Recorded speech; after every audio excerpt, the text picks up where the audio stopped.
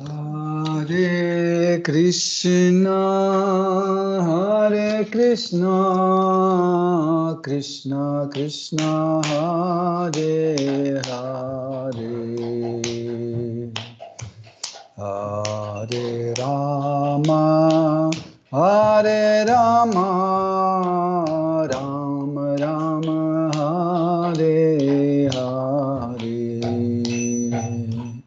Hare Krishna, Hare Krishna, Krishna Krishna, Hare Hare, Hare Rama, Hare Rama, Rama Rama, Hare Hare. Hare Krishna, Hare Krishna, Krishna Krishna, Hare Hare, Hare Rama, Hare Rama, Rama Rama, Hare Hare, Hare Krishna, Hare Krishna, Krishna Krishna, Hare Hare, Hare Rama, Hare Rama, Hare Hare, Hare Krishna, Hare Krishna, Krishna Krishna, Hare Hare, Hare Rama, Hare Rama, Rama Rama, Hare Hare, Hare Krishna, Hare Krishna, Krishna Krishna, Hare Hare, Hare Rama, Hare Rama, Rama Rama, Hare Krishna, Hare Krishna, Krishna Krishna, Hare Hare, Hare Rama, Hare Rama, Rama Rama, Hare Hare, Hare Krishna, Hare Krishna, Krishna Krishna, Hare Hare, Hare Rama, Hare Rama, Rama Rama, Hare Hare, Hare Krishna, Hare Krishna, Krishna Krishna, Hare Hare, Hare Rama, Hare Rama, Rama Rama, Hare Hare, Hare Krishna, Hare Krishna, Krishna Krishna, Hare Hare, Hare Rama, Hare Rama, Rama Rama, Hare Hare. Hare Krishna, Hare Krishna, Krishna Krishna, Hare Hare, Hare Rama, Hare Rama, Rama Rama, Hare Hare. Hare Krishna, Hare Krishna, Krishna Krishna, Hare Hare,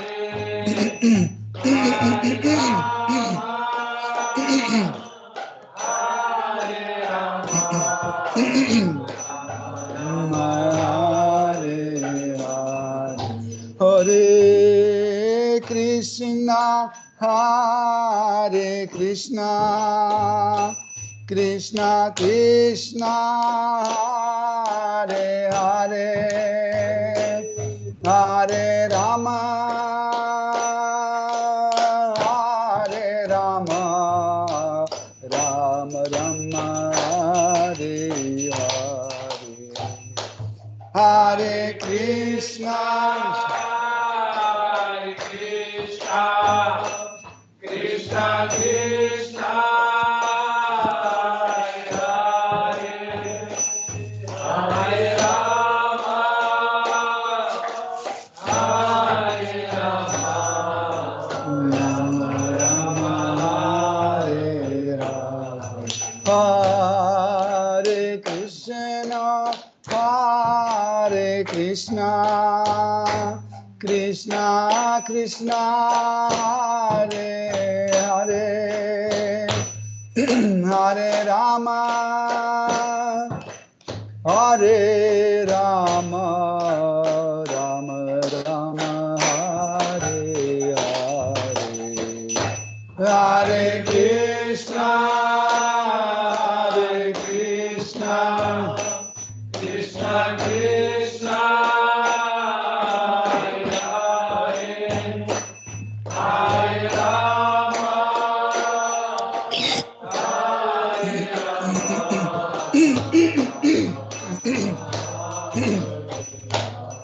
Hare Krishna, Hare Krishna, Krishna Krishna, Hare Hare, Hare Rama,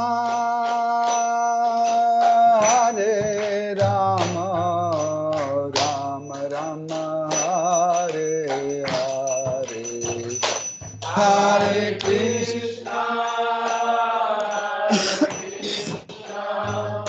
Krishna Krishna, Hare Hare, Hare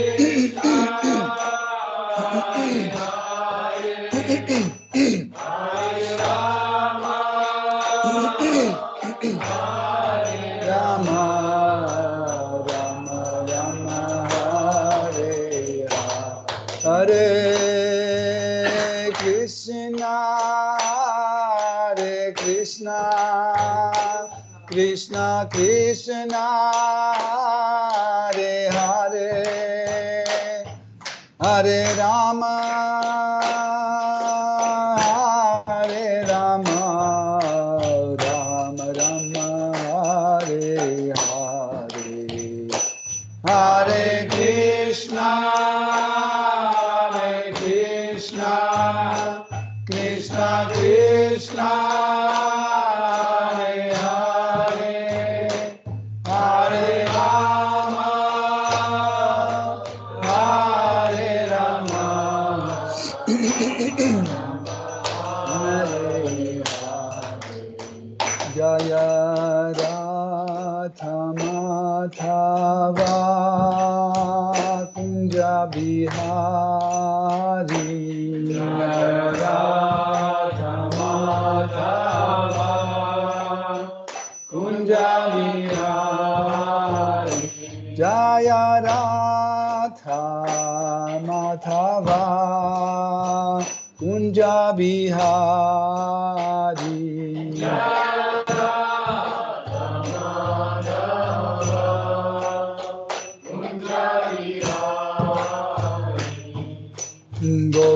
Janavalapha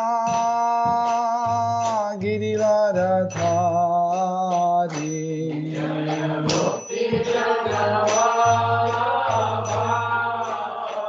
Girivaradhari Yasodanandana Braja Janaranjana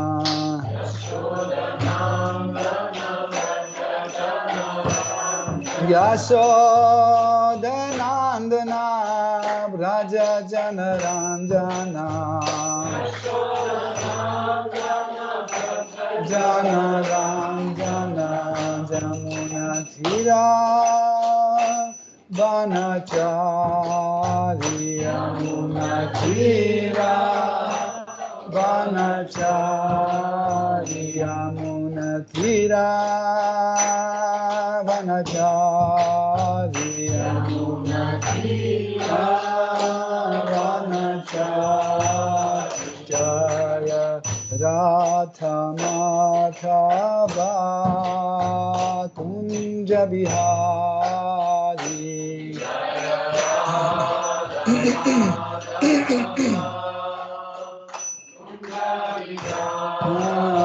Jaya Radha Madhava Kunja Bihari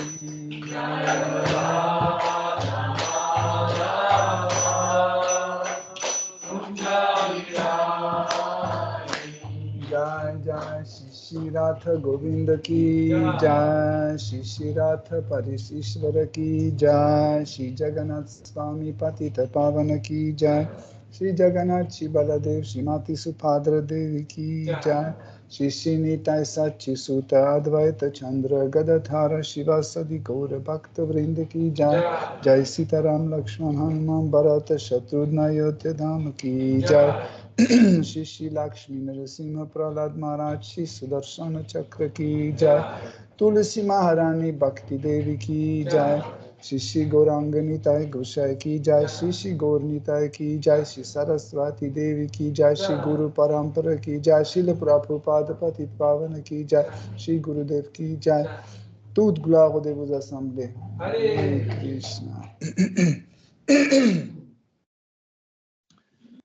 Om Ajnanati Mirandasya Jananjana Shalakaya Chakshurun Militam Yena Tasmai Shri Gurave Namaha Shri Chaitanya Mano Bhishtam Stapitam Yena Bhutale Svayam Rupa Kadamayam Dadati Svapadantikam Vandeham Shri Guru Shri Yuta Padakamalam Shri Gurun Vaishnavamscha Shri Rupam Sagrajatam Sahagana Raghunatham Vitam Tam Sajivam Sadvaitam Savadutam Parijana Saitam Krishna Chaitanya Devam Shri Radha Krishna Padam Sahagana Lalita Shri Vishakam Vitamscha Hey Krishna Karuna Sindhu Dina Bandhu Jagatpate Gopesha Gopika Kanta Radha Kanta Namostute Tapta Kanchana Gaurangi Radhe Vrindavaneshwari Vrishabhanu Sutte Devi Pranamami Hari Priye Vancha Kalpatarubhyascha Kripa Sindhubhya Evacha Patitanam Pavanebhyo Vaishnavebhyo Namo Namaha Nama Om Vishnu Padaya Krishna Preshtaya Bhutale Shrimate Bhaktivedanta Swami Niti Namine Namaste Sarasvate Deve Gauravani Pracharine Nirvishesha Shunyavadi Paschatya Desha Tarine Jai Shri Krishna Chaitanya Prabhu Nityananda Shri Advaita Gadadhara Shivasadi Gaura Bhakta Vrinda Hare Krishna Krishna Krishna Hare Hare Hare Rama Rama Rama Hare Hare Hare Nama Eva Kevalam Kalunasteva Nasteva Gatiranyataha Om Namo Bhagavate Vasudevaya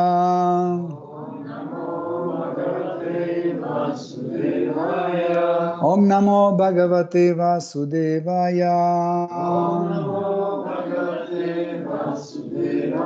Om Namo Bhagavate Vasudevaya.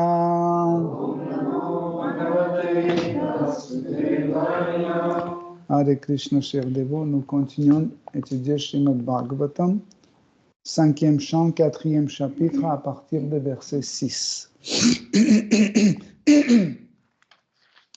Yasyaha pandaveya shlokav uddha haranti konu tat karma rajarshe nabher an acharet puman apatyatma agatyasya harishuttena karmanam.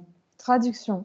Ô Maharaj Parikshit, pour glorifier Maharaj Nabi, les sages vénérables composèrent 2 versets dont voici le premier. Qui peut atteindre la même perfection que Maharaj Nabi? Qui pourrait l'égaler dans ses œuvres?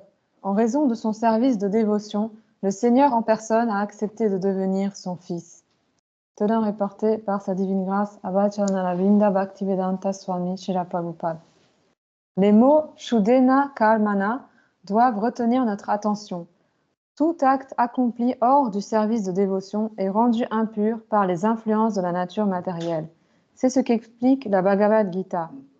Yagyartat karmano nyatra loko yam karma bandhana. Les activités accomplies pour la seule satisfaction du Seigneur suprême sont pures et à l'abri de l'influence des gunas. Tout autre mode d'action est corrompu par l'ignorance et la passion, ainsi que par la vertu. Toutes les activités matérielles destinées à la satisfaction des sens sont impures. Or, Maharaj Nabi, lui, ne commettait aucun acte impur. Il ne se livrait qu'à ses activités spirituelles, même lorsqu'il accomplissait des yagas. C'est ainsi qu'il put obtenir du Seigneur suprême que celui-ci devienne son fils. Okay. Merci.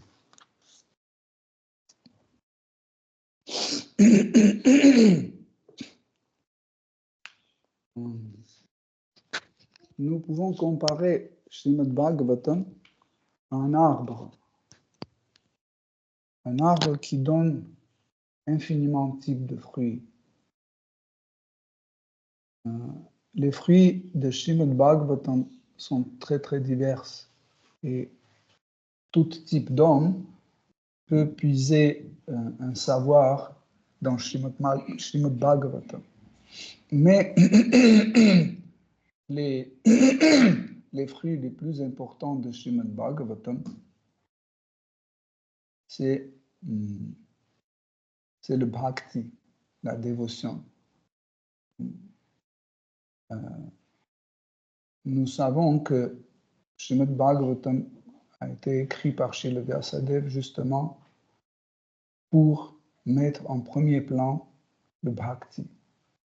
Par exemple, les livres qui existaient avant Srimad Bhagavatam, comme les Upanishads, les 4 Védas, Vedanta Sutra et les autres, ils parlaient de la position constitutionnelle de Seigneur suprême, de l'être vivant, de construction de l'univers, de la matière, de l'esprit, etc., etc. Mais aucun de ces écrits n'a pas fixé son attention sur la dévotion. Srimad Bhagavatam, en fait, le livre le plus concentré où la dévotion est mise en premier plan. Pas seulement mise en premier plan, mais aussi Srimad Bhagavatam montre comment la dévotion peut se manifester intérieurement comme un bhava, comme un sentiment, et extérieurement comme vritti, comme l'activité. Et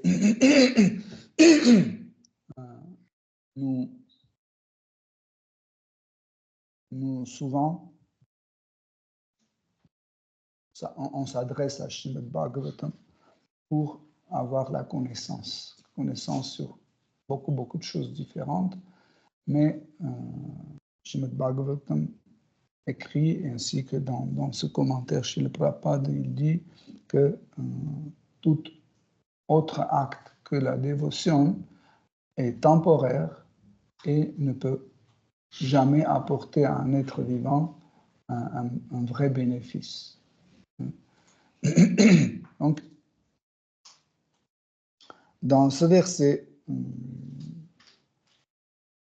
Shukadeva Goswami explique en fait comment les sages ont créé les éloges, on dit, pour glorifier.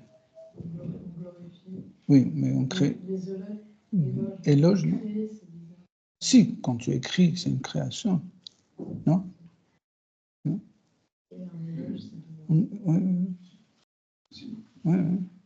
Il rédigeait des éloges pour glorifier Maharaj Napi. Pourquoi? En fait, un homme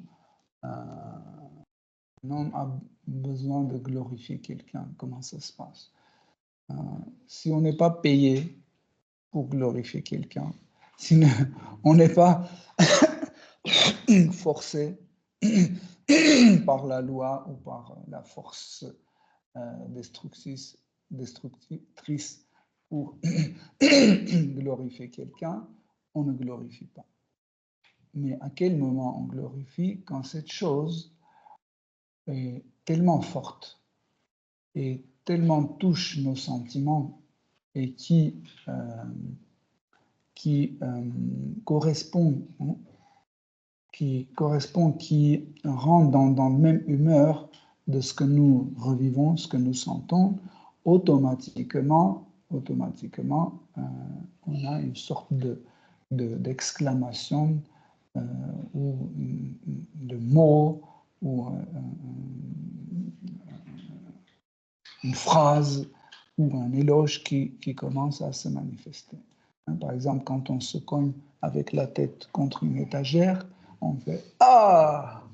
ou on dit « Zut !» ou un autre mot, mais les dévots de Krishna, quand ils se cognent, ils disent « Krishna !»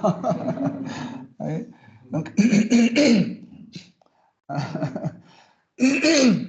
c'est aussi une sorte de glorification, parce qu'au moment difficile, on se souvient de Krishna. Mais tout dépend du niveau de notre conscience. En fait, quelle est la conscience, telle est en fait notre expression de soi. Parce que rédiger des éloges à l'adresse de quelqu'un, c'est aussi une forme d'expression de soi. Et les sages, ils ont composé ces éloges pour Maharaj Napi pour le glorifier parce qu'ils trouvaient que Maharaj Napi est digne d'être glorifié. Hein? Pas juste qu'ils ont fait des calculs, ça vaut le coup de le glorifier ou pas, c'est que automatiquement, par une personne, par sa personne, Maharaj Napi faisait naître cette émotion chez les brahmanas. Comme par exemple, on va et on voit, je sais pas, on fait du tourisme et on s'arrête devant une chute de Niagara, par exemple, on fait « Waouh !» Pourquoi? Cette personne nous a forcé de dire ça ou de faire cette exclamation. C'est l'objet même contient certaines qualités qui nous fait s'exprimer, dire waouh. Okay? Pareil, en fait, l'identité de Maharaj Napi, sa personne, était tellement extraordinaire qu'automatiquement, on voulait chanter sa gloire, automatiquement.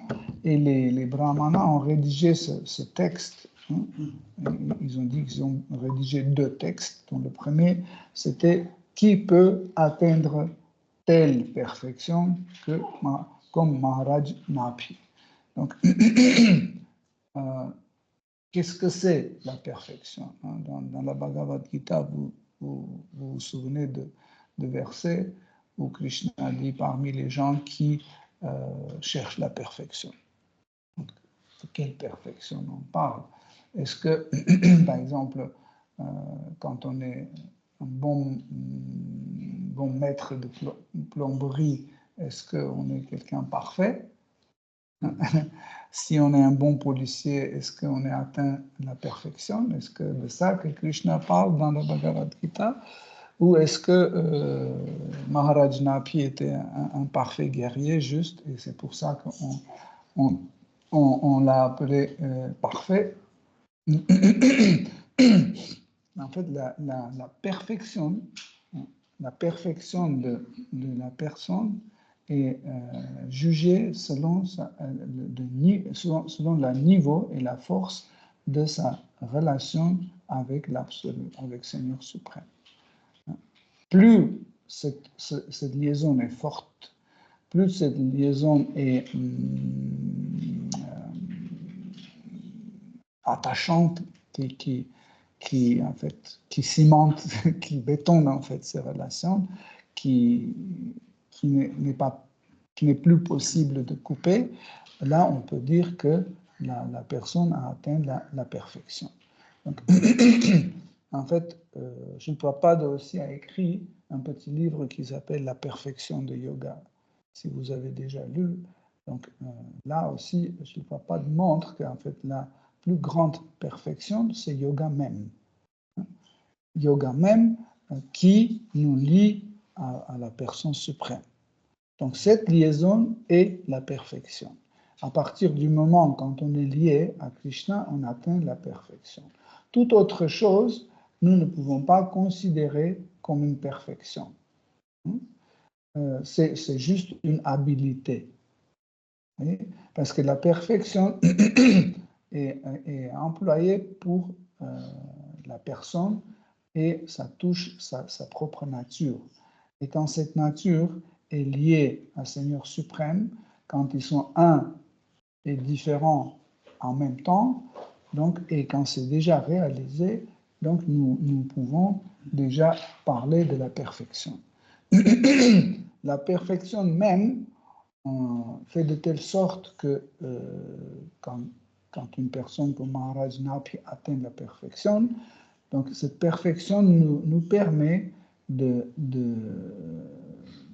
se servir de notre propre âme comme un gourou. Donc l'âme devient elle-même son gourou. Okay? Ne pensez pas que c'est une contradiction de Shastra, c'est écrit dans Srimad Bhagavatam. Et il ne faut jamais spéculer sur ce propos. Pourquoi? Parce que ce n'est pas comme ça que je vais dire, bon, vous savez, c'est bon, c'est bon, moi, je suis mon gourou, c'est fini. Non, en fait, ça, c'est quand on atteint cette perfection. Quand on atteint cette perfection, quand les trois gunas n'agissent plus sur nous, quand on est attaché fortement au Seigneur suprême, quand on a développé en fait notre relation personnelle avec Sri Krishna, à ce stade-là, l'âme en fait commence à se conduire comme notre propre gourou, ça veut dire le gourou de soi-même. Qu'est-ce que ça veut dire être gourou de soi-même? C'est que nous savons déjà ce qu'il faut faire et ce qu'il ne faut pas faire. Et on n'attend plus que gourou va venir et va nous dire ne fais pas ça, ou fais ça, ou fais comme ça, comme ça. Hein? Pourquoi nous disons Sat Chit Ananda? Ce Chit, cette connaissance, l'âme reçoit toujours de la part de Krishna. Toujours reçoit, et quand l'âme a atteint la perfection, ce Chit, comme savoir, est dans la disponibilité de l'âme. Et l'âme peut l'appliquer comme un gourou. Okay? Donc, il ne faut jamais dire, bon, moi j'ai déjà mon gourou, c'est moi-même. Non. Par exemple, dans le monde spirituel, quand les êtres vivants sont atteints déjà ce niveau-là, donc ils n'ont pas de gourou comme ça. Hein. Par exemple, dans des divertissements qui se passent dans le monde spirituel, par exemple à Goloka Vrindavan, Dvaraka, Ayodhya, Vaikuntha, etc., là, vous n'avez pas des épisodes, mais voilà, ça c'est mon gourou, ça c'est mon Shiksha Guru, ça c'est mon Sannyasa Guru. Ou vous n'allez pas trouver dans le monde spirituel les 4 varnas ou 4 ashramas.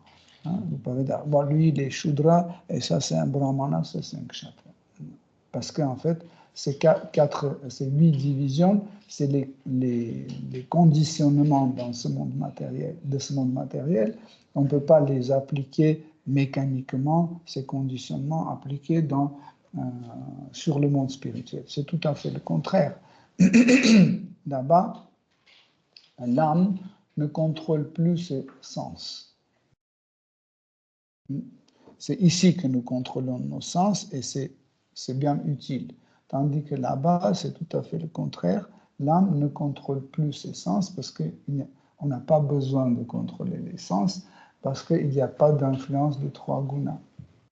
Et pourquoi aussi on ne contrôle plus les sens? Parce qu'on a atteint la perfection. Qu'est-ce que ça veut dire? Qu'à n'importe quel moment, nous savons comment il faut agir correctement. Ça veut dire dans le monde spirituel, autrement dit, on ne peut pas se tromper. Okay? On ne peut pas se tromper. Ça, c'est une des raisons pour laquelle on peut dire que, en fait, cette idée que l'âme a envié à Krishna, c'est pour ça qu'elle est tombée dans le monde matériel, etc. Vous voyez, sur la plateforme de Siddhanta, ça ne marche pas. Donc, on ne peut pas se tromper, entre guillemets, dans le monde spirituel parce qu'on est plein de conscience. On est dans l'état de Satchitananda. Autre chose, nous pouvons vouloir venir ici pour telle raison, mais commettre une erreur, nous ne pouvons pas parce qu'on est plein de connaissances. Chit. Chit, ce n'est pas juste une information qui vient et reste dans la tête. Notre corps est composé de chit. Nos sentiments sont composés de chit. Okay? Tout ce que nous voyons et avec avec quoi on voit, tout c'est chit. Ça veut dire tout est de la connaissance, tout est de savoir. Comment on peut faire une erreur? Okay? C'est pour ça que cette idée que voilà, dans le monde spirituel, on a commis une erreur, on a fait un péché, ou on a envié Krishna ou autre chose, ça ne colle pas. Hein. Encore une fois, l'être vivant est libre. À n'importe quel moment, l'être vivant peut dire, tu sais Krishna, là, je regarde le monde matériel et je pense que je dois y aller. Je te dis, ok, vas-y. Ok? Ne pensez pas que cet être vivant pense que le monde matériel est meilleur que Krishna. Mais dans une émotion qui vient de la relation entre lui et Krishna, l'âme peut prendre telle ou telle décision, peut prendre. Donc, en fait, nous avons parlé de tout ça pour un peu expliquer le contexte, ce que veut dire la perfection. Donc,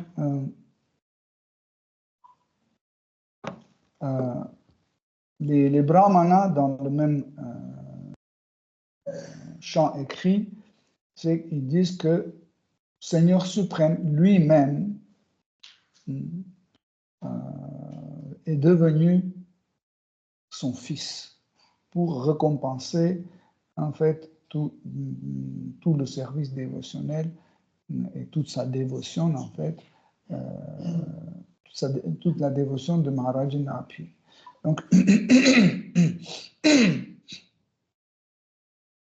dans Srimad Bhagavatam, nous avons plusieurs exemples où Krishna vient où Krishna vient chez un couple pour naître comme leur fils, comme chez Kardama Muni et Devahuti, comme chez Sutapa et Prishni, comme chez Kashyapa et Aditi, comme chez Vasudeva et Devaki, comme chez Yashoda et Nanda Maharaj, etc. Il y a plusieurs cas comme ça. Et ici, il est venu, il était né chez Maharaj Napi et Merudevi. Ce qui est intéressant, c'est que nous traitons toujours la naissance comme quelque chose qui est lié au karma. Par exemple, chaque être vivant dans ce monde matériel est né selon karma. Qu'est-ce que ça veut dire? Ça veut dire où je suis né, chez quels parents, dans quel pays, dans quel moment historique, dans quel corps, etc., avec quel talent qui accompagne le corps. Et tout ça, en fait, tout ça résulte de karma. Mais cela, nous ne pouvons pas appliquer sur Seigneur suprême, parce que Seigneur suprême, c'est celui qui veille sur le karma, et en fait, ses actes sont transcendantaux. Qu'est-ce que ça veut dire un acte transcendantal? C'est qu'il est au-delà, de la portée de trois gunas, et pour cela, il ne rentre pas dans le système de karma. Donc, il peut apparaître là où il veut, il peut apparaître dans telle forme qu'il veut, etc., etc. Il est complètement libre. Rien ne peut lui forcer. Mais ici, nous pouvons dire que, en fait, une chose qui a poussé Maharaj, qui a poussé Seigneur suprême venir comme fils de Maharaj Napi, c'était la dévotion de Maharaj Napi. Sa dévotion. En fait, sachez que le produit ou la substance la plus valeureuse dans ce monde et dans le monde spirituel, c'est la dévotion. Parce que la dévotion, c'est quelque chose qui sert comme un appui pour tout type de l'activité. Même si c'est une activité irreligieuse, matérialiste, on a besoin de la dévotion. Un athée qui lutte contre Dieu pour rester stable et pour continuer à lutter contre Dieu, il lui faut une dévotion. Une dévotion contre Dieu. Il lui faut, par exemple, pour un impersonnaliste aussi, il faut une dévotion à cette idée. Pour un anarchiste, il faut aussi une dévotion. Sans dévotion, par exemple, un artiste comme Van Gogh, il ne pouvait pas être aussi fort, aussi expressif et extraordinaire s'il n'avait pas de dévotion. Peut-être ce n'est pas la dévotion d'un Vaishnav, cette dévotion n'est pas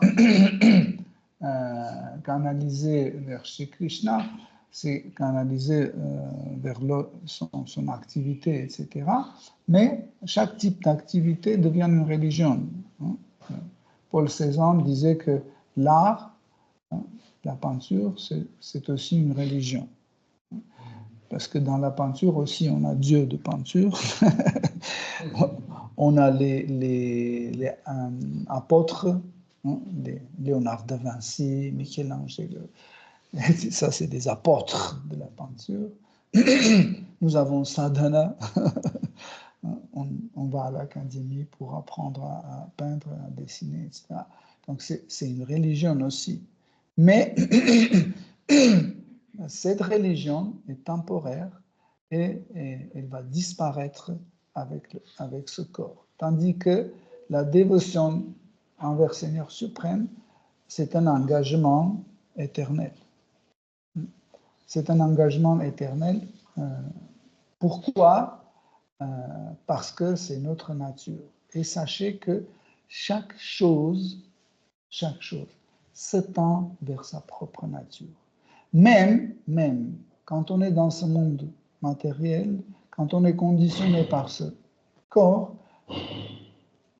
avec le faux ego, même avec ce faux ego, on se tend vers les semblables, vers ce qui correspond le plus avec notre nature. Regardez, les pingouins sont avec les pingouins. N'est-ce pas? Les ours sont avec les ours. Les mouettes sont avec les mouettes. Les pigeons sont avec les pigeons. Pourquoi? Pourquoi les corbeaux cherchent les corbeaux? Parce que cette forme, cette activité, cette façon de vivre, c'est ce qui le plus correspond à leur identité, à leur moi, à leur soi. Même si ce ego est faux, de toute façon, ça marche toujours. Et pourquoi nous sommes toujours, on se penche vers la dévotion? Parce que c'est notre nature, c'est notre véritable nature. Et une fois quand un être vivant découvre la dévotion, une fois quand elle s'attache à cette dévotion, il ne revient plus. Dans la Bhagavad Gita, quand Krishna parle de celui qui s'est abandonné à lui, etc., Krishna dit, il ne va plus revenir dans ce monde matériel. Okay? Et souvent, les dévots posent les questions, mais comment ça se passe? Pourquoi Krishna dit ça? Mais regardez, on voit plusieurs exemples qu'on revient dans ce monde matériel. En plus, si Krishna dit on ne revient plus dans ce monde matériel, ça veut dire que Krishna nous coupe l'idée de libre arbitre. Et si, par exemple, je suis libéré, je suis à Goloka Vrindavan, un jour je veux revenir, pourquoi je n'ai pas le droit de revenir? Donc ça me coupe la liberté. Mais en fait, quand Krishna parle de ce processus irréversible, il parle de bhakti. Il veut dire que le bhakti est irréversible, impossible. Même quand on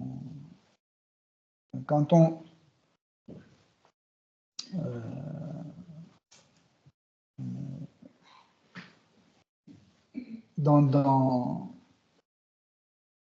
notre attitude, ou dans notre divertissement, comme par exemple le divertissement avec Jaya Vijaya, qui sont nés dans le monde matériel comme les démons, ils ont vécu très très longtemps comme démons. Ils ont fait beaucoup de péchés, etc.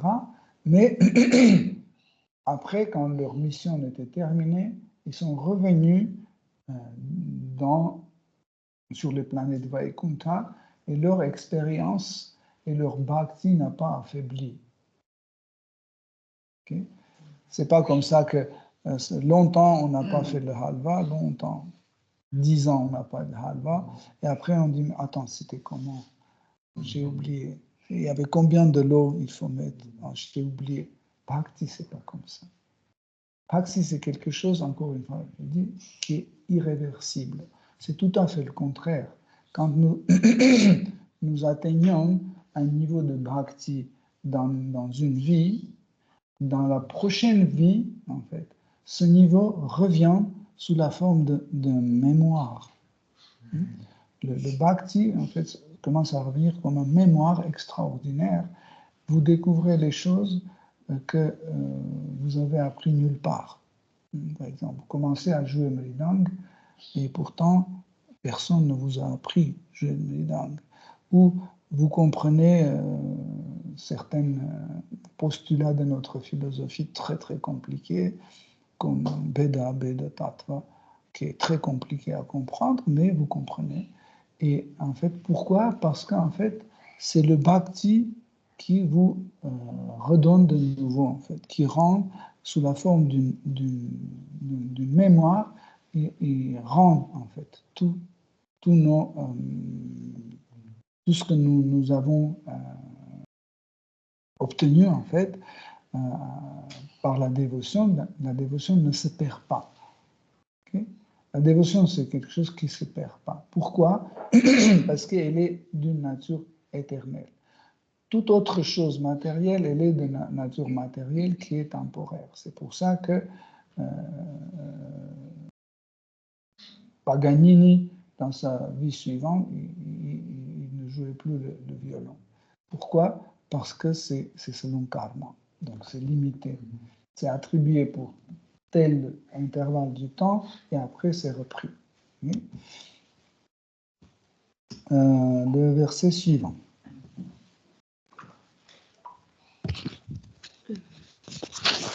Voici la deuxième prière des sages. Qui vénère mieux les authentiques brahmanas que Maharaj Nabi? Du fait qu'il sut ainsi les combler, ceux-ci, grâce à leur pouvoir brahmanique, lui firent voir le Seigneur suprême en personne, Narayan. Merci. Donc, en fait, ce qui est assez intéressant, c'est que et les brahmanas et Maharaj Napi, ils montrent tous les deux le sommet de l'humilité. Les brahmanas disent tout ce qui se passe, c'est grâce à Maharaj Napi. C'est grâce à sa dévotion que Krishna est venu, etc. etc. Et Maharaj Napi, il pensait tout à fait le contraire. Il pensait que c'est grâce à la présence de ces brahmanas, c'est parce qu'ils sont tellement humbles, tellement extraordinaires, que grâce à eux, Krishna était d'accord pour venir et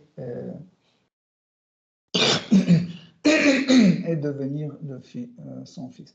C'est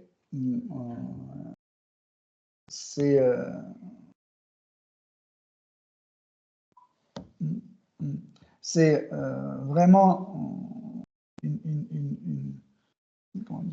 un concept d'humilité qu'on voit, c'est que la personne qui n'est pas humble, il pense que tout est sa mérite. Il commence à dévier la mérite de Guru, la mérite de Shastra, la mérite de Sennon, la mérite de Prasad, etc. Et puis, c'est moi qui a fait. C'est grâce à moi que vous êtes là. C'est grâce à moi que vous comprenez quelque chose. C'est grâce à moi que Krishna vous tolère, etc. etc. Donc, et aussi, quand quelqu'un commence à prouver son humilité, ça veut dire qu'il n'a pas d'humilité du tout. Hein. Imaginez que je vous commence à raconter, vous savez, quelqu'un m'a offensé, mais j'ai rien dit. Quelqu'un m'a fait ceci, mais j'ai dit OK, Prabhu, Hare Krishna. Voilà, maintenant vous comprenez à quel point je suis humble, etc.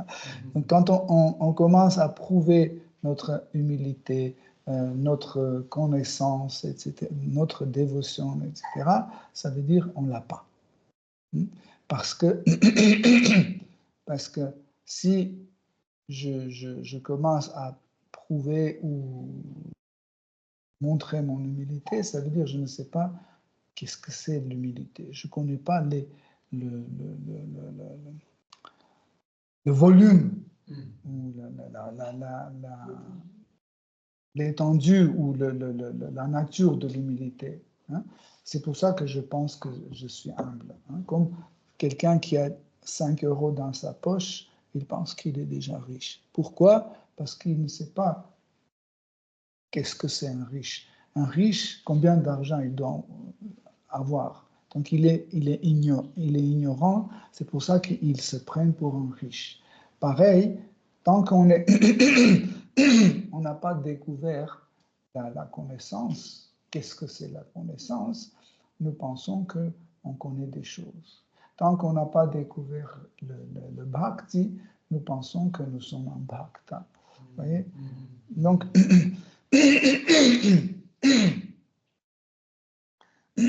dans le deuxième éloge, les brahmanas ils glorifient Maharaj Napi et en même temps, ils remercient Maharaj Napi. Ils disent que qui est capable de servir les brahmanas mieux que Maharaj Napi.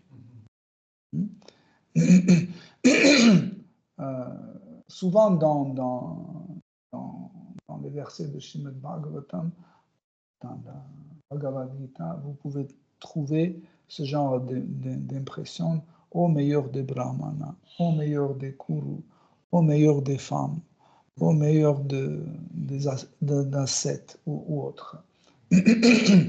Et on peut dire comment c'est possible. Là, ici, on a dit que le meilleur des brahmanas, c'est Narada Muni, et ici, c'est le meilleur des brahmanas, c'est Brihaspati. Et là, c'est meilleur. Alors, c'est lequel qui est le meilleur? Ils sont tous les meilleurs. Donc, en fait, cette forme qu'on emploie dans les écrits sacrés, cette forme veut dire que la personne a déjà atteint la perfection.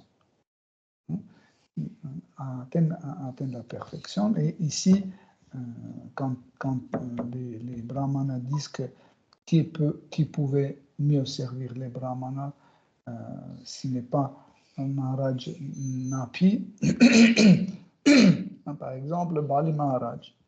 Bali Maharaj, il servait les brahmanas tellement bien que les brahmanas étaient très très contents et ils ont donné beaucoup de bénédictions à Maharaj Bali et comme ça, Bali Maharaj a pu envahir et conquérir tout l'univers. Ici, grâce à la satisfaction des brahmanas, parce qu'il a pu les satisfaire,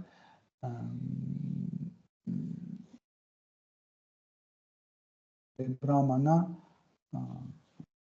ont donné leur miséricorde par leur miséricorde et les bénédictions. Le Seigneur suprême est devenu le fils de Maharaj Napi. Comment on peut comprendre satisfaire les brahmanas? Qu'est-ce qu'il faut faire pour satisfaire les brahmanas? D'habitude, dans la vie courante, on pense qu'il faut inviter un brahmana et lui donner beaucoup de prasad. Beaucoup. Et quand il ne veut plus manger, il faut insister. Prends goutte, bravo, goutte. Et encore ça, s'il te plaît, je serai déshonoré si tu ne goûtes pas, s'il te plaît. Et on force, et ce brahmana, il explose, il dit, ok, je vous donne mes bénédictions, mais il s'en va. Non.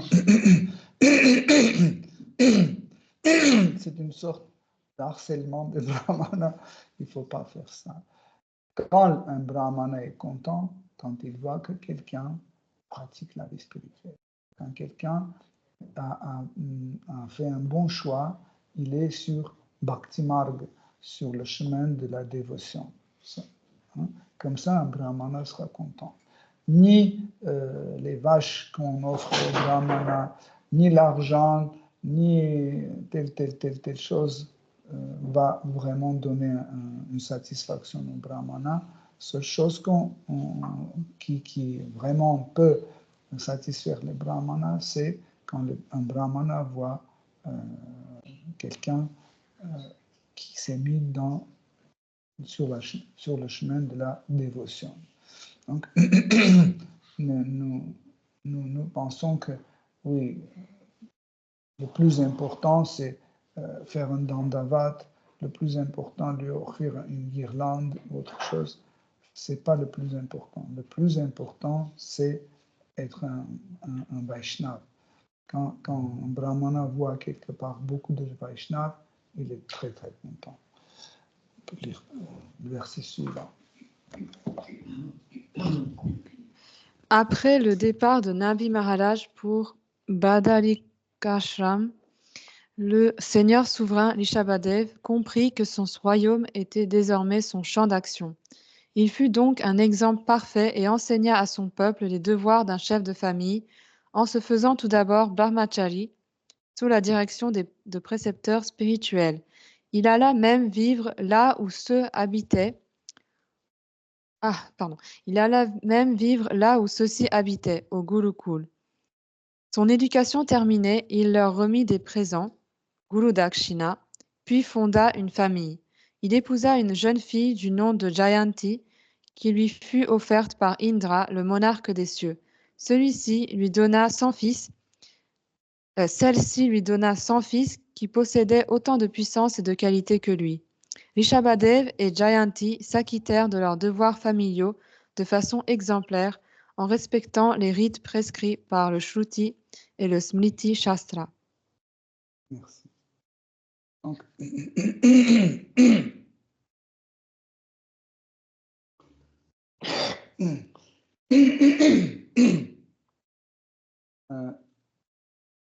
quand Dieu s'incarne dans ce monde matériel, ou se manifeste dans ce monde matériel, des fois, il a un comportement d'un simple être mortel. Et les gens ne comprennent pas pourquoi c'est comme ça, pourquoi c'est comme ça. Hein. Et ils n'acceptent pas. Et, par exemple, quand on dit que Dieu est allé à l'école, ils disent non, Dieu n'a pas besoin d'aller à l'école, il connaît tout. Ça, c'est la preuve de tamas. Ça veut dire que cette personne n'a pas compris pourquoi Dieu vient ici. Dieu vient pour se divertir, pas montrer son niveau de connaissance, pas montrer son niveau de force physique ou montrer sa richesse. Non, il vient pour se divertir. Hein.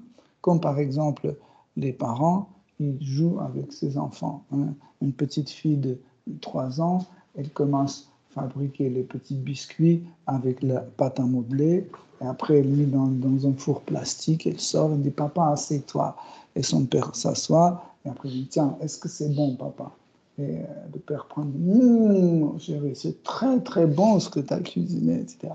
Donc, c'est un divertissement. Ça ne veut pas dire que le père est idiot, il ne comprend pas que c'est immangeable, etc. Et ça ne veut pas dire que l'enfant est idiot aussi, qu'elle propose et il dit papa, pourquoi tu ne le mets pas dans la bouche? On accepte, et l'enfant et le parent, tous les deux, ils acceptent cette plateforme de se divertir et ils se divertissent. Okay? Pareil, quand Dieu vient, il se manifeste pour se divertir. Dans le divertissement, le but, c'est les émotions. C'est le recueil d'émotions. Dans un divertissement, le but, c'est le recueil des émotions. Pourquoi Jésus-Christ était crucifié? Est-ce que Dieu ne pouvait pas l'empêcher? Il pouvait, mais pourquoi il ne l'a pas fait? Justement, pour cueillir ses émotions, pour voir est-ce que quand il était crucifié, il pensait à lui, il n'a pas pensé. Qu'est-ce qu'il a pensé? Qu'est-ce qu'il a ressenti? Quand Haridas Thakur était battu, il chantait Hare Krishna, Hare Krishna. Donc, et Sri Chaitanya Mahaprabhu sentait sa douleur et il reprenait en fait toutes ces blessures qui apparaissaient sur le corps de Haridas Thakur, disparaissaient et apparaissaient sur le corps de Sri Chaitanya Mahaprabhu qui se trouvait très très loin. Et les bourreaux qui torturaient Haridas Thakur ne comprenaient pas qu'est-ce qui se passe. Ils frappaient, il y avait une plaie qui s'ouvrait, le sang qui commençait à couler, et immédiatement ça se fermait et ça guérissait. Ils ne comprenaient pas qu'est-ce qui se passe, pourquoi c'est comme ça. C'est un divertissement. Et encore une fois, le but de divertissement, c'est pas construire un pont ou autre chose, c'est les sentiments. Par exemple, quand Sri Ramachandra devait passer de l'Inde à Sri Lanka, sur l'île, pour tuer Ravana, okay? Ils ont construit un pont flottant. Okay?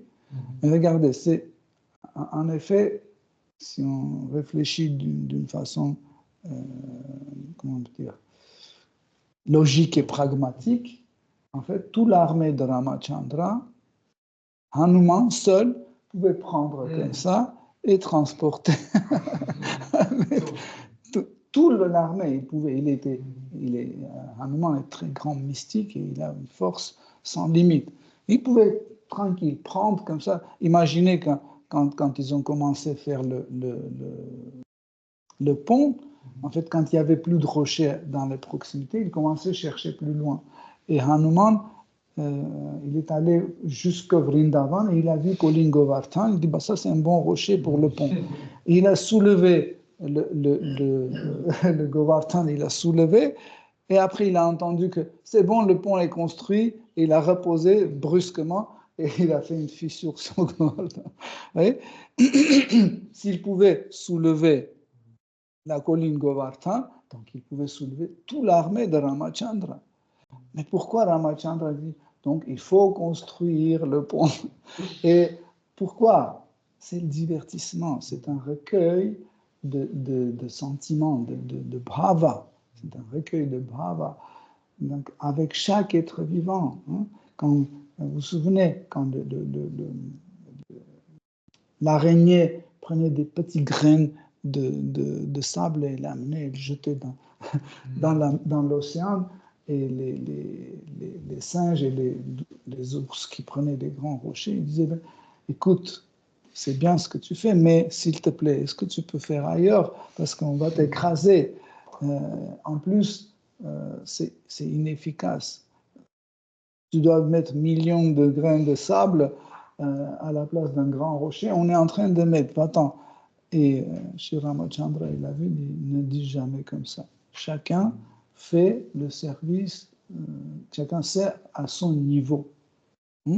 Et ton service, il est aussi important que la sienne. Et ça, son service est aussi important que le tien. Donc, et comme ça, ils ont continué. En fait, il n'avait pas vraiment besoin de cette graine de sable. En fait, c'est encore une fois un divertissement. Ce n'est pas une nécessité existentielle dans le monde matériel. Ça veut dire, si on ne construit pas notre maison, on va mourir de la pluie ou de froid, etc. Ce n'est pas ça. C'est en fait toutes les situations que Krishna crée dans ce monde, et dans le monde spirituel, bien sûr, c'est pour les échanges des émotions de bhava. Et ici, Shukadev Goswami dit qu'il a, à partir du moment quand son père, le père de Rishabhadev, Maharaj Napi, avec son épouse, ils sont allés à Badarikashram pour s'abandonner aux ascèses et les austérités. Et il a vu qu'en fait, le royaume qu'il a hérité est devenu son champ d'action. Vous connaissez bien la Bhagavad Gita. Dans la Bhagavad Gita, il y a cette notion de champ d'action, kshetragya. Et ce champ d'action,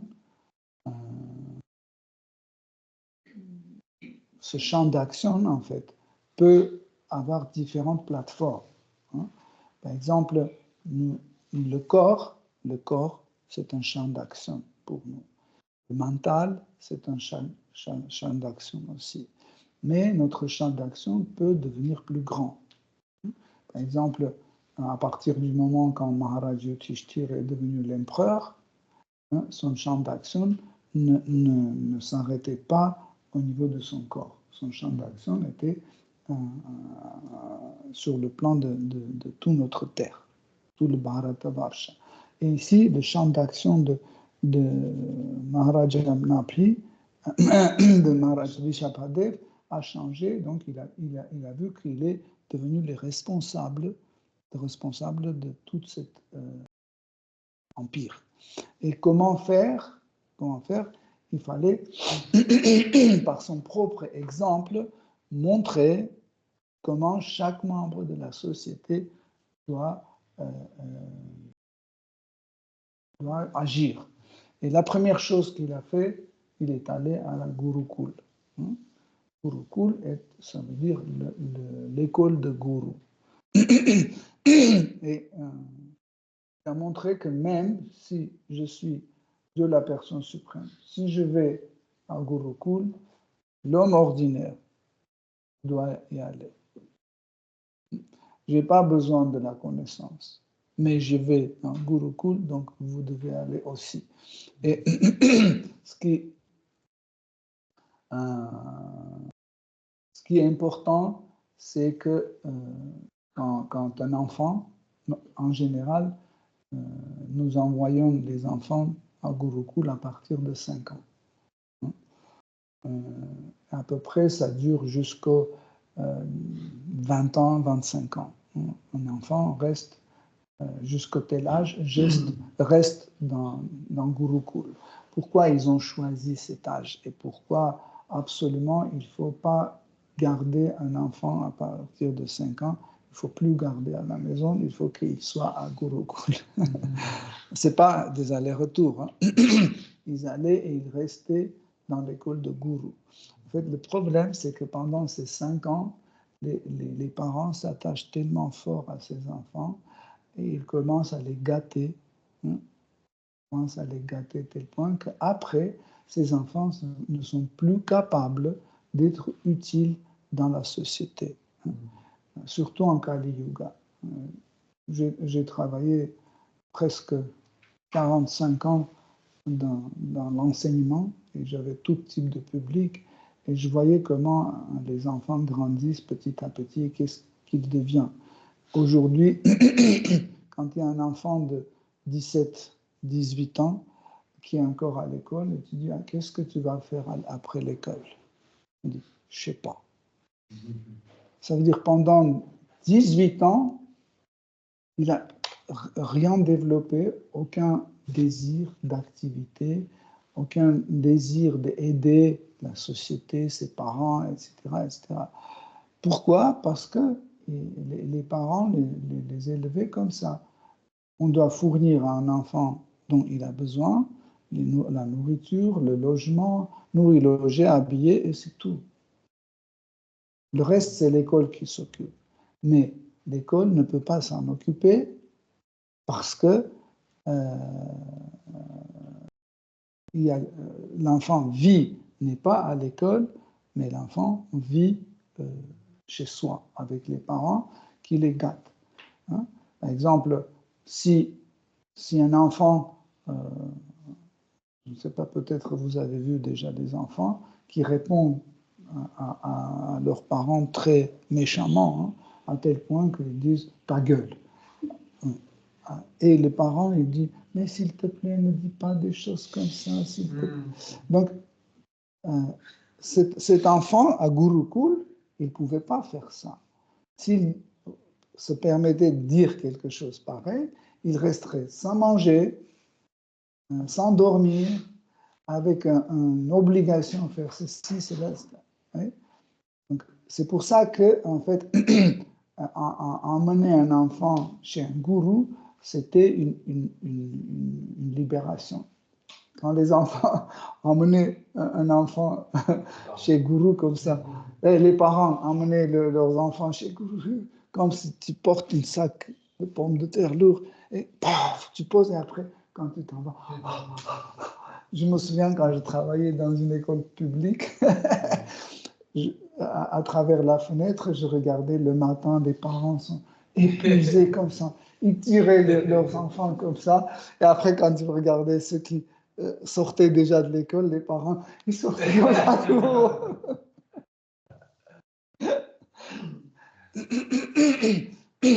Mais l'école de gourou était très, très importante, pas seulement pour que les enfants deviennent un membre correct de la société, mais aussi pour qu'ils développent un intérêt pour la vie spirituelle.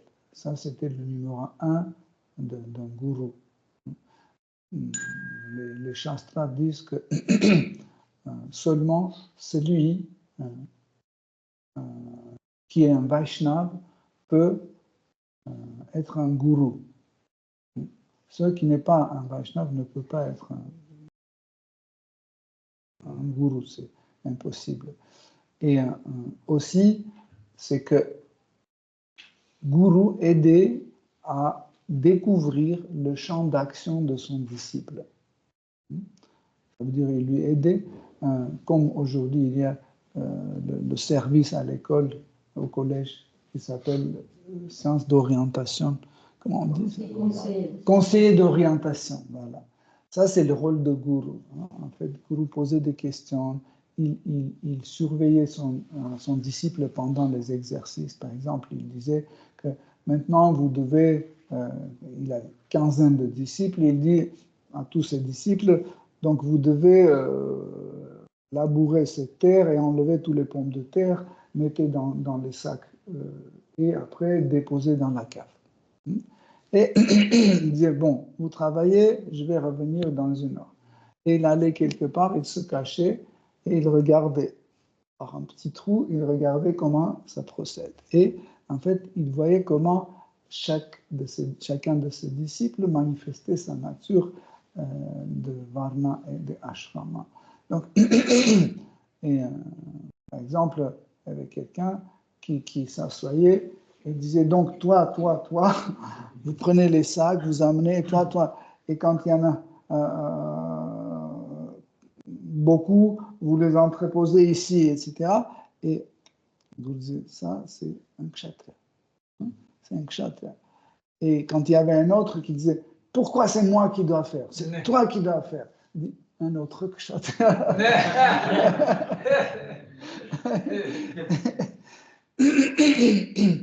Et puis, quand quelqu'un disait, bon, c'est OK, on ne se bat pas, tout est la miséricorde de Krishna, on se bat pas. Ça, c'est un brahmana. Et si quelqu'un sortait un ladou de sa poche, il disait, tiens, ça c'est mes sacs, prends ce ladou, tu les emmènes là-bas. Ça, c'est un vaishya. En fait, dans l'exercice petit à petit, pendant des années, quand ça se répétait, un gourou pouvait les engager dans un service qui correspondait à leur nature. Et quand la Gurukul devait se finir, quand le disciple devait partir de Gurukul, il donnait le conseil que, bon, je te souhaite de te marier, aller dans le gouvernement, trouver un place de ministre, machin, etc. Un autre disciple, il disait, surtout ne te marie jamais, donc tu vas rester brahmachari, après dans quelques années, tu prends sannyas, etc. Donc ça, c'était les conseils de gourou très, très précieux. Hein. Très précieux. Aujourd'hui, la Gurukul ne fonctionne pas, malheureusement, et les gourous ont peur de dire quelque chose à quelqu'un. Parce que si tu dis à quelqu'un ne te marie jamais, donc on va faire un procès contre toi, on va engager des avocats, etc. On dit, c'est à cause de lui, je suis tombé dans la dépression. Pourquoi? Parce qu'il m'a dit que tu ne dois jamais te marier. Et tu dois rester brahmachari. Comme ça, j'ai étouffé ma sexualité, j'ai étouffé ma personnalité, etc. Et je suis dans la dépression, et c'est lui qui... etc. C'est pour ça que les gourous, aujourd'hui, ne donnent aucun conseil. Ils disent, oui, c'est ça. Et quand on pose, et comment je dois faire? Ils disent, on va voir un psychologue. Mais le problème est réglé. Tandis que gourou, c'est la personne qui doit régler les problèmes. Vous voyez? Ouais. Donc, comme ça, Dishapadev, il a commencé par ça. Après, bien sûr qu'il était brahmachari aussi, il montrait comment ça se passe. Après, quand il a fini les études chez Guru, il a donné un bon dakshina. En fait, dakshina, c'est le remerciement d'un gourou, de disciple pour son gourou. Ce n'est pas une obligation, mais si on veut que cet enseignement soit fixé, que ce soit applicable, etc., on doit donner quelque chose à un gourou. Donc, si on est vraiment pauvre, on peut rien, on n'a rien, on peut donner que nos hommages, par exemple, à un gourou. Ou offrir une fleur et donner à un gourou. Mais chaque disciple doit donner un dakshina selon ses capacités. Si un disciple est un milliardaire et il achète pour son gourou un petit yaourt chez Lidl, hein, il dit c'était soldé, Maharaj. Donc c'est considéré comme un acte pécheur. Hein. C'est les shastras qui disent ça. Donc, Maharaj Rishabhadev, donc il a remercié, en fait, il a fait une dakshina à niveau de ses capacités. Par la suite, quand il est parti de l'école de Gurukul, il a épousé Jayanti, qui était offert par Indra. Hein, donc, pour nous, c'est un peu difficile à accepter comment on peut offrir quelqu'un à quelqu'un. Hein. Je prends cette fille et j'offre à quelqu'un. Comment c'est possible? À l'époque, c'était un peu différent. C'est pas comme aujourd'hui. Par exemple, quelqu'un pouvait offrir son serviteur à quelqu'un d'autre. Même les gourous, hein, un gourou pouvait offrir son disciple à un autre gourou. En fait, le disciple est considéré comme la propriété du gourou. Ça veut dire que le disciple était à tel point dédié à son gourou, il avait une confiance totale à son gourou qu'il était d'accord de devenir sa propriété. Hein. Il faisait 100% confiance. Aujourd'hui, je ne pense pas que quelqu'un se sent la propriété de gourou. C'est tout à fait le contraire. Les disciples d'aujourd'hui pensent que c'est gourou qui est leur propriété. C'est gourou doit faire ça pour eux. Je lui ai dit ça et il ne veut pas faire ça. Comment ça? Je lui ai dit, Maharaj, faites ça, et il n'a pas fait. Donc, donc, il a épousé, il a montré comment on peut mener une vie parfaite dans le grihastha ashram. Ça veut dire la vie d'un couple marié. Hein. Des fois, on dit, ouais, quand on est marié, on a des enfants, c'est impossible de pratiquer la conscience Krishna, etc. Non, c'est faux, parce que comme ça, on peut dire que le bhakti dépend de temps disponible. Si on a le temps, on peut être un bhakta. Si on n'a pas le temps, on ne peut pas être un bhakta. C'est absurde, c'est un faux concept, c'est un moha, c'est un faux concept.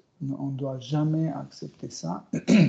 Mais extérieurement, le sadhana d'un dévot marié peut être différent. Parce que le bhakti, ce n'est pas les mouvements et le produit. Le bhakti, c'est le sentiment qu'on doit porter avec nous tout le temps. Hein? Quand on est déjà épuisé complètement à la fin de journée et l'enfant commence à crier à 11 heures du soir, pleurer tout rouge comme ça, ça ne veut pas dire qu'on n'est plus un dévot. On est un dévot, on dit, ça aussi c'est la miséricorde de Krishna. Ça me revient. J'ai fait ça à mes parents, ils ont supporté. Maintenant, c'est mon tour. Je dois supporter. Comme ça, Krishna a fait exprès pour que le désir de gratification de sens disparaît. Vous savez, les dévots qui ont eu des enfants et ils ont continué de pratiquer la conscience Krishna avec le même rythme, seule chose parmi les gratifications des sens qu'ils ont, c'est dormir. Rien d'autre, ni palais, ni argent, ni voiture, rien. Juste dormir, c'est le seul plaisir. Donc, comme ça, Rishabhadev, pendant toute sa vie, on va étudier prochainement ces divertissements. Nous allons voir qu'il a montré en fait toutes les phases d'un homme de la société qui est abandonné à Seigneur suprême et comment un Vaishnava doit vivre sa vie en étant le père de famille, en étant un mari, etc., etc. Mais tout cela est vu de point de vue de bhakti. Okay? Donc, il y a quelque chose qu'on doit comprendre. Hein. Par exemple, quand dans le processus de bhakti, on commence à mélanger avec autre chose, hein. Par exemple, on fait Jnana Mishra Bhakti. Ça veut dire on est sur le chemin de bhakti, mais on essaie de cultiver une connaissance qui n'a rien à voir avec bhakti. Ou par exemple, on fait Yoga Mishra Bhakti. Ça veut dire on est pratiquant de bhakti, mais nous voudrions comme plaisir y ajouter le pouvoir mystique dans notre processus. Ou Karma Mishra Bhakti. Tandis que nous devons faire le contraire. Hein. L'homme doit faire le contraire. C'est, par exemple, si je suis un yogi, ça doit être comme ça. Bhakti Mishra Yoga.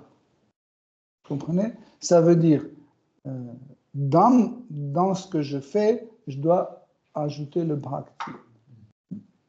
N'importe quelle personne peut introduire le bhakti dans son activité. Hein. Par exemple, un dentiste, hein, il peut ajouter en fait bhakti dans ce processus. Et pas le contraire.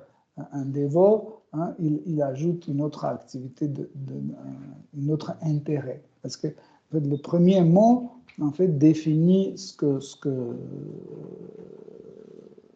qui va après. Okay?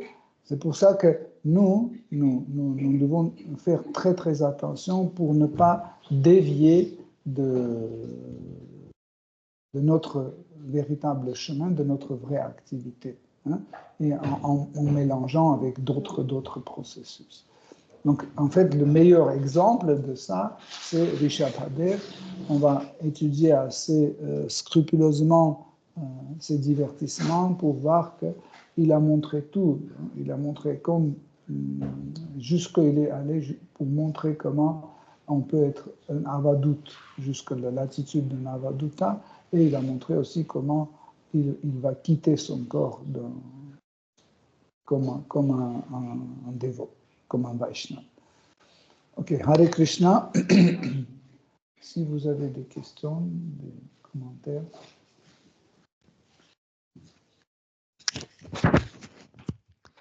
Tu as dit,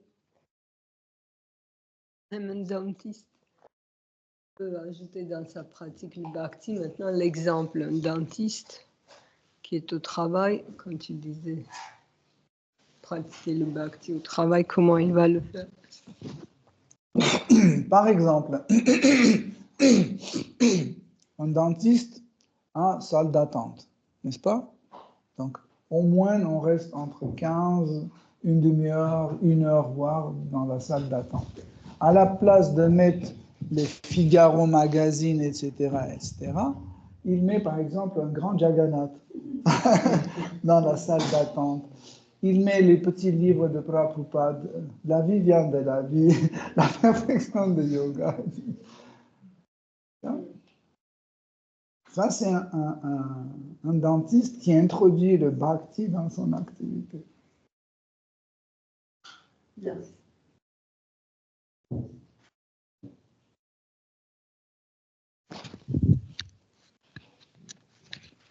Merci. Merci pour la conférence. Vous avez parlé des éloges et la question qui me vient, c'est qu'est-ce qui fait que les éloges soient si puissants que même les personnes qui ont du pouvoir, ils ont besoin des éloges. Enfin, ils exigent même des éloges. On voit que Trump prend des décisions très importantes en fonction des éloges qu'on lui donne. Donc, qu'est-ce qui fait cette magie des éloges? Cette biochimie qui agit comme... Comme nous avons dit tout à l'heure, c'est que, en fait, ce qui fait sortir ces éloges, c'est en fait les qualités de l'objet glorifié. Par exemple, quand il y a un repas dégoûtant, hein, on regarde ce repas, on dit « Ah, c'est dégoûtant ». C'est quoi qui fait cette expression de visage, ces expressions? C'est les qualités de cet objet. Okay? Donc, et le contraire. Moi, imaginez que je n'ai pas de qualité. Par exemple, je suis quelqu'un qui n'est pas fort du tout, très faible, et je suis un lâche. Ok?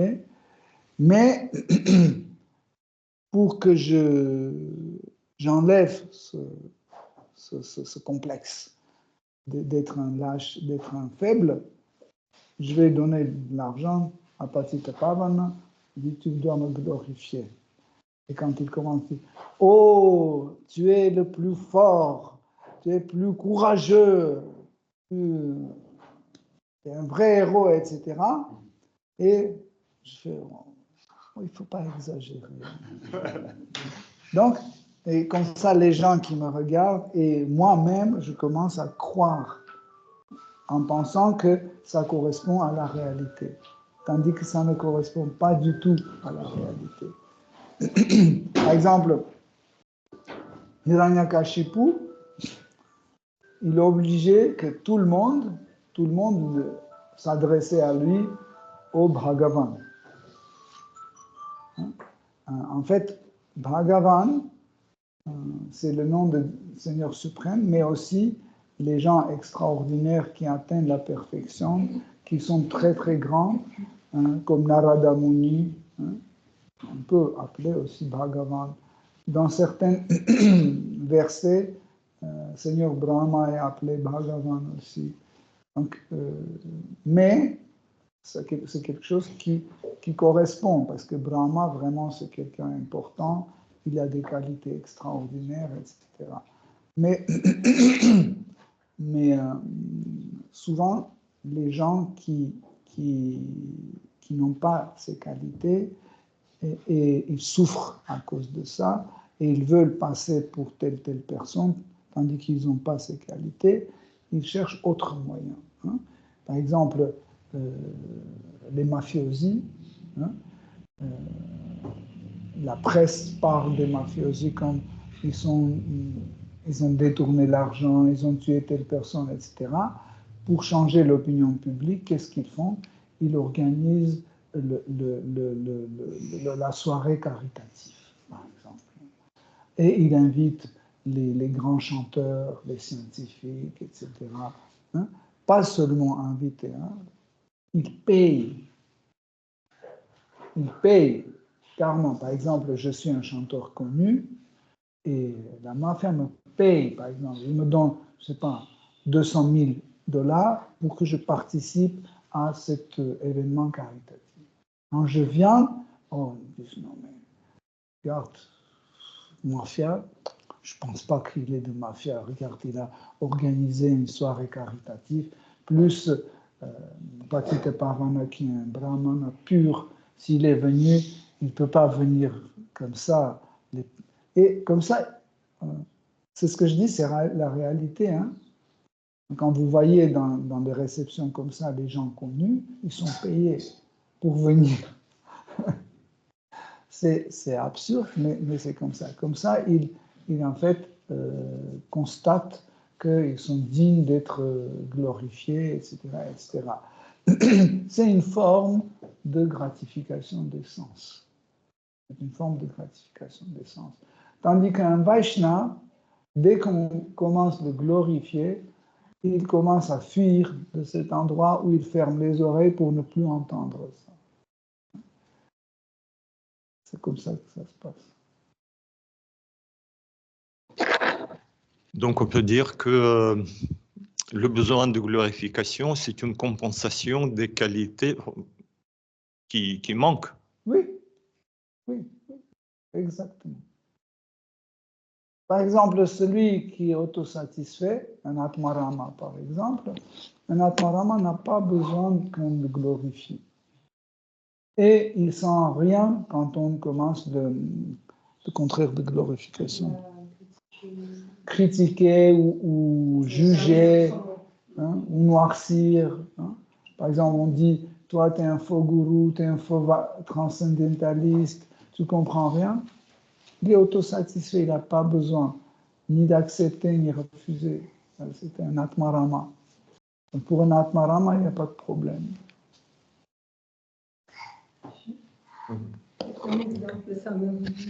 Souvent, on a remarqué, les vrais riches, les gens qui sont vraiment riches, qui sont nés dans la famille riche, ils sont riches, ils n'ont pas besoin de montrer leur richesse. Et souvent, on voit les gens qui sont pauvres, mais ils portent Coco Chanel, Hugo Boss, etc. Ils ont besoin de... Comme vous avez dit que... ce qu'ils n'ont pas, ils veulent montrer ce qu'ils ont. Souvent, hein, je ne dis pas 100%, mais en général, c'est ça. Quand on n'en a pas quelque chose, on est très attaché, on essaie de le montrer qu'on l'a, mais si on l'a vraiment, on n'a pas besoin de montrer, regardez, je suis riche, etc. En général, les riches, ils n'aiment pas trop montrer leur richesse. Ils n'ont pas besoin. Voilà.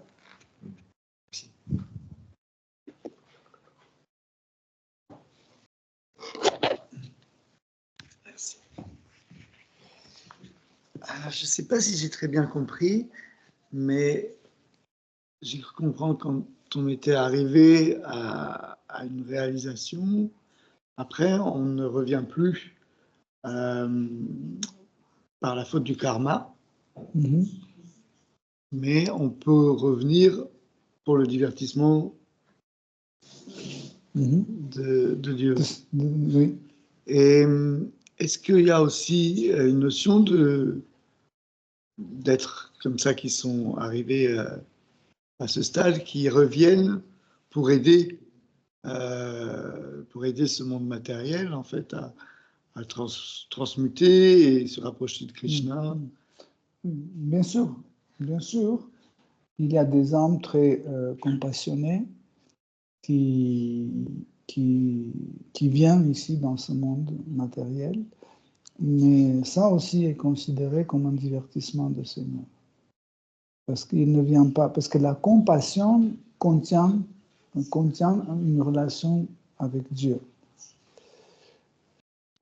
Quand la compassion ne contient pas, c'est une fausse compassion où nous nous mettons comme le centre d'attention.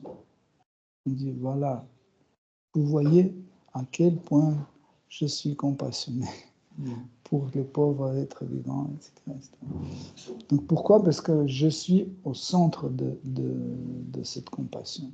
Tandis que pour que ça soit une vraie compassion, il faut que le centre d'attention soit Seigneur suprême. Donc, et nous pouvons, bien sûr, chez le Prabhupada, il est un de ces grands âmes qui est venu ici dans le monde matériel par la compassion. Il ne voulait rien pour lui, rien.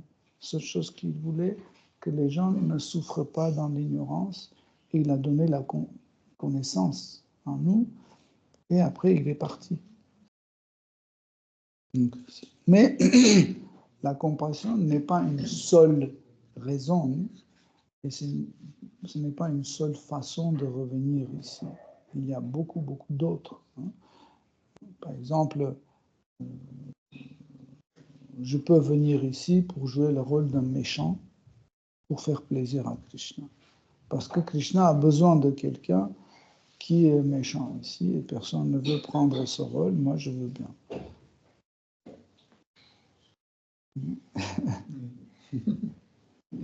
Et pour les autres êtres qui n'ont pas atteint cette béatitude, eux, c'est pas un choix de revenir.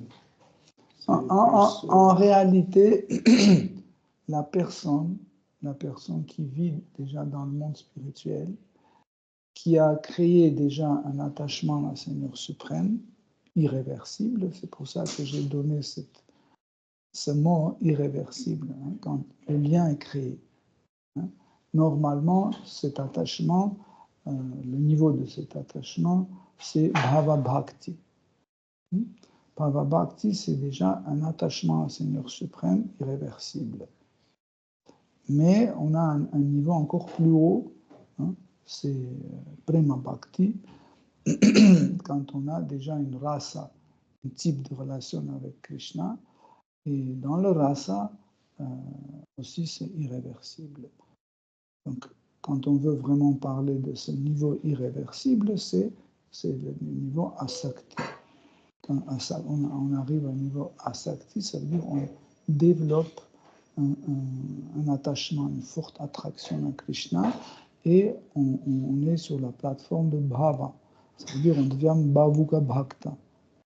Donc le bhavuka bhakta, c'est l'état irréversible.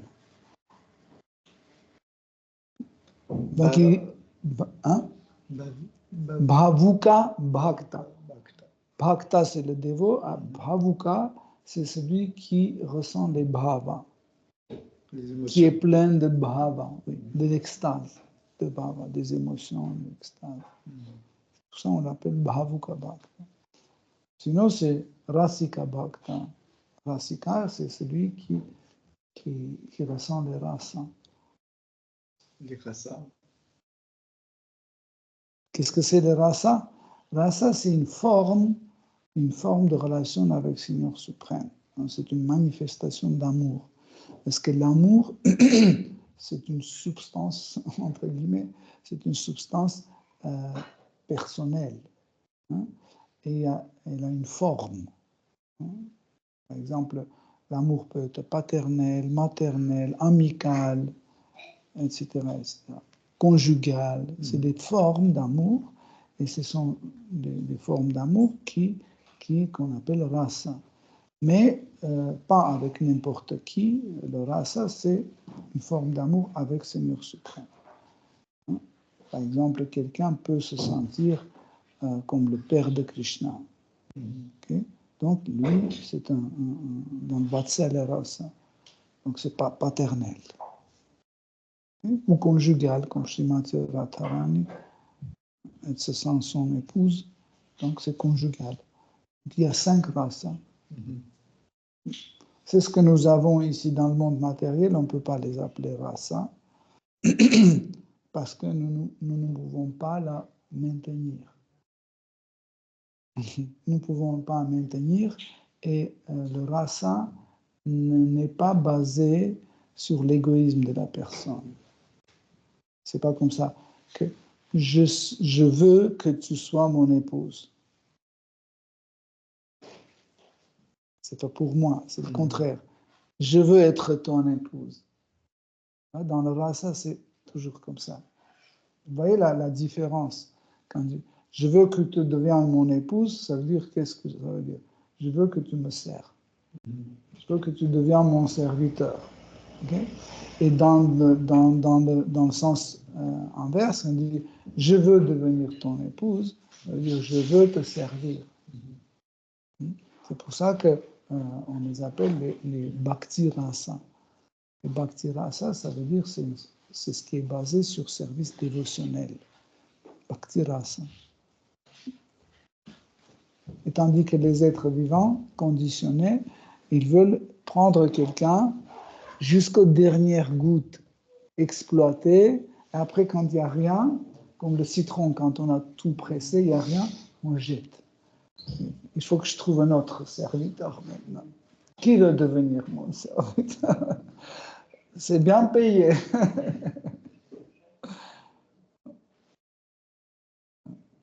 Merci. Hare Krishna.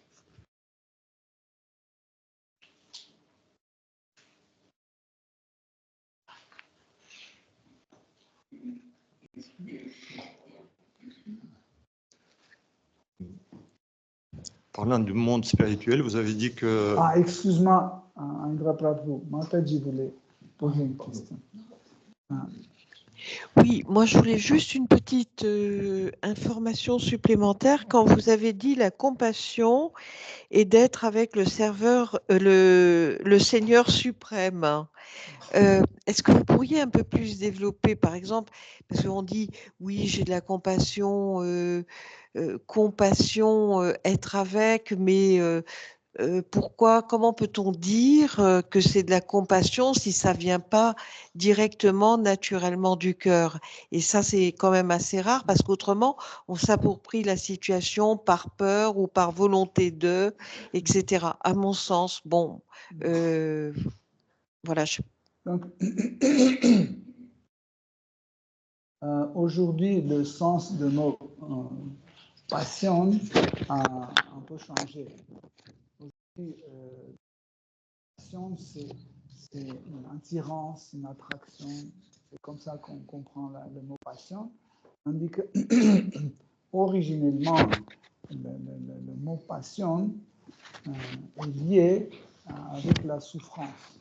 Le sens de mot passion est lié avec la souffrance et avec le terme de patienter. Patienter, ça veut dire supporter la souffrance. Et compassionné, être compassionné, ça veut dire je suis d'accord souffrir avec toi. Moi, j'ai rien, mais toi, tu as une souffrance et je partage ta souffrance. C'est ça la compassion. Je m'engage de partager.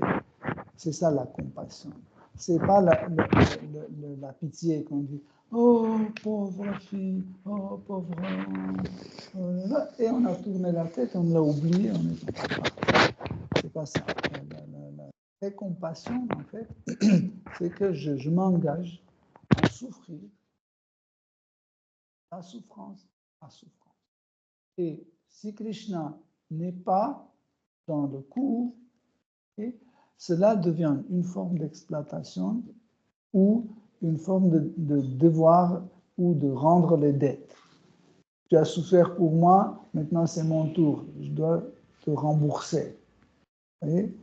Et comme Mataji a dit, en fait, la compassion, c'est quelque chose de naturel. Par exemple,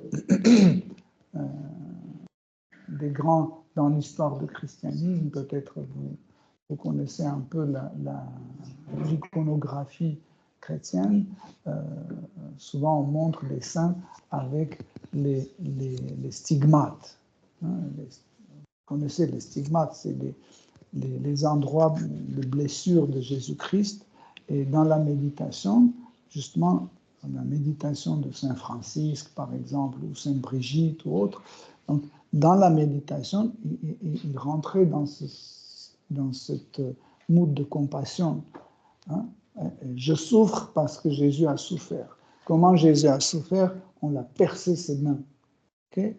Et il ressentait la même douleur tellement fort que de plateforme mentale, ça repassait sur les plateformes physiques et les mains commençaient à saigner. Vous voyez? Donc, ça, c'était en fait une forme de compassion. Okay? Encore une fois, pitié et compassion, ce n'est pas la même chose.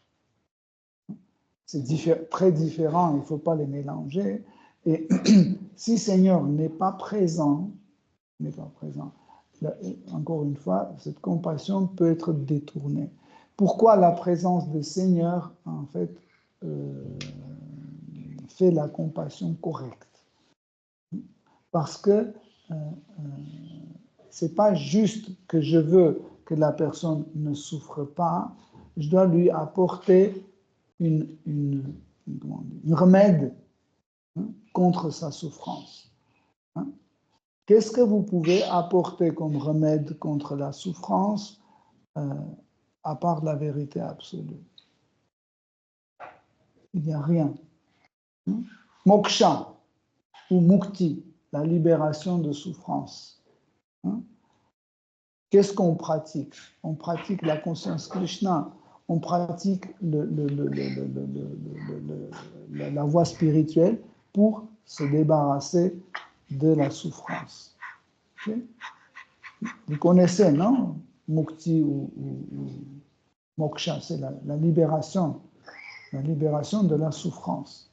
Et justement, la compassion doit enlever la souffrance.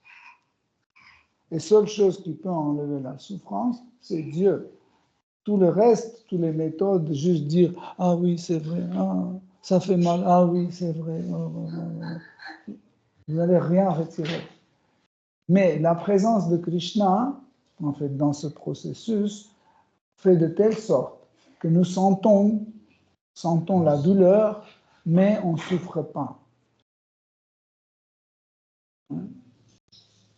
Ok?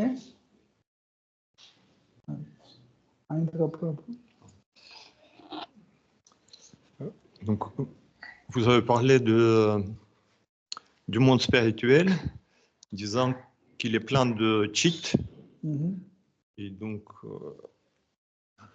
il n'y a pas d'ignorance. Il n'y a pas d'ignorance dans le monde spirituel. Et toutes les âmes sont tournées vers Krishna. Quelles sont donc les raisons de partir du monde spirituel? Je n'ai pas entendu la dernière phrase. Quelles peuvent être des raisons s'il n'y a pas d'ignorance et toutes les âmes sont tournées vers Krishna? Quelles peuvent être des raisons de partir du monde spirituel? Par exemple, imagine que tu n'as jamais senti la peur. Okay? Et un jour vient que tu sens un besoin de sentir la peur. Mais où? Chez toi, il n'y a rien qui te fait peur. Dans la rue, il n'y a rien qui te fait peur. Okay? Qu'est-ce que tu fais? Tu prends un film d'horreur et commences à regarder. Qui provoque ce sentiment en toi? En fait, ce monde matériel, ce n'est pas un endroit inutile. Hein? Il est bien utile. Pourquoi? Parce que Krishna l'a créé. Donc, le monde matériel peut être un endroit où nous pouvons ressentir la séparation avec Krishna. Donc, l'être vivant peut venir du monde spirituel ici pour ressentir la séparation et avoir un fort besoin de retrouver Krishna de nouveau. Ça aussi, ça peut être. Donc, il peut avoir infiniment de raisons pour venir ici. Donc, souvent, on dit, parce qu'on a envie Krishna, c'est pour ça. Il ne faut pas standardiser, il ne faut pas coller la même raison à tout le monde, parce que nous sommes chacun, c'est individu. Et chacun, entre nous, a sa propre raison pour laquelle on est venu ici. On n'a pas encore découvert pourquoi on est venu, mais certes que chacun a sa propre raison. Ce n'est pas que tout le monde est venu pour la même chose. Hein. Mais une des raisons les plus importantes, c'est le sentiment de la séparation. Même Krishna lui-même, hein, quand il veut goûter, hein, Vipralamba Bhava, ou Ayoga Bhava, c'est le sentiment ou l'extase de la séparation, il vient ici. Sri Chaitanya Mahaprabhu, quand il est venu justement pour ressentir, aussi, une des raisons, c'était pour ressentir ce sentiment de la séparation. Vous avez constaté que une fois Bhakti est obtenue, enfin, elle ne se perd pas. Mm-hmm. Donc évidemment, ceux qui sont les compagnons éternels du Seigneur, ils viennent avec lui. Mm-hmm. Mais qu'il pourrait être d'autres raisons sans perdre donc Bhakti, parce que dans le monde spirituel, il y a toutes les âmes qui ont obtenu Bhakti. Et s'ils ne viennent pas pour participer au divertissement, voilà, au divertissement éternel du Seigneur, quelles pourraient être d'autres raisons? Oui. Indra Prabhu, regarde, par exemple, moi, je posais toujours la question, pourquoi les gens font de l'alpinisme? Ils laissent leur place tranquille chez eux sur le canapé, etc. Et ils commencent à grimper et escalader avec le risque de tomber et mourir, s'écraser. Quel est le plaisir? C'est un sentiment. Quand ils sont accrochés comme ça, ils regardent et ils commencent. C'est un sentiment qu'ils cherchent. Sinon, pourquoi ils sont allés? C'est le sentiment qu'on veut. C'est ça qu'on cherche, un bhava. Un bhava provoque un autre bhava. Et cet autre bhava engendre une autre bhava. C'est comme ça que ça se passe. Donc, et un moment, hein, quand on est trop resté sur le canapé, on voit que rien ne va nous sortir de cet état. On accepte l'invitation de Yadurani à escalader. Hein, Yadurani? On va monter, après on se casse la gueule, on casse le bras ou la jambe, et on commence à savourer cette extase d'être allongé dans le même canapé. Et tout le monde est autour de nous, commence à nous servir. On dit, ah, c'est pas mal ça. Je rigole. Mais en fait, un bhava devient la cause d'une autre bhava. Okay? C'est pour ça qu'on vient, parce que pour avoir un autre bhava, nous avons le bhava surtout de la séparation ou aussi de cette ignorance. On commence à chercher Krishna. C'est aussi un jeu, chercher et trouver Krishna dans ce monde matériel. C'est un divertissement à laquelle nous sommes en train de participer. C'est bon.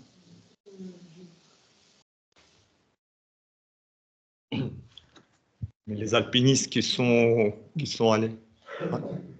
Je peux finir? Oui. Les alpinistes qui sont allés au Himalaya, ils vont pas faire des escalades ici dans les environs de Paris. Donc ceux qui ont connu Bhakti au monde spirituel, ils vont pas chercher quelque chose de moins que ça. C'est pas moins, c'est différent. C'est pas moins, c'est différent. Pas parce qu'il y a des endroits. Il y a des endroits qui peuvent nous assurer les bhavas que l'autre situation ne peut pas nous assurer. Par exemple, quand tu fais le plongée sous l'eau dans la mer, okay, tu découvres autre chose que tu ne trouves pas sur la plage. N'est-ce pas? Quand tu plonges, tu vois les corails, des trucs comme ça, les poissons qui nagent, etc., etc. Dès que tu sors, c'est fini, tu ne le vois plus.